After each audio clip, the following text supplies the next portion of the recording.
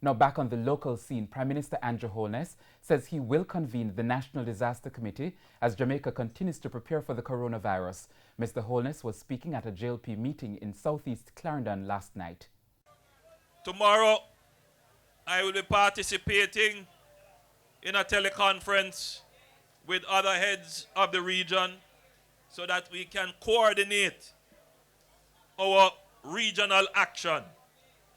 And next week, I will be convening to discuss and approve a plan of action developed by the Ministry of Health.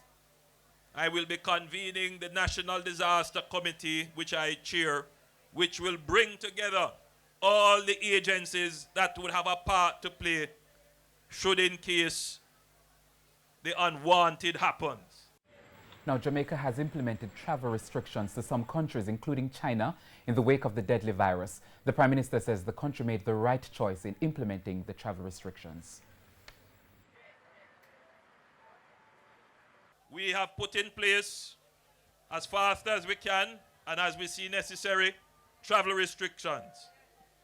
It has caused some dislocation and some discomfort, but the policy of the government is to err on the side of caution in protecting the health of the Jamaican people.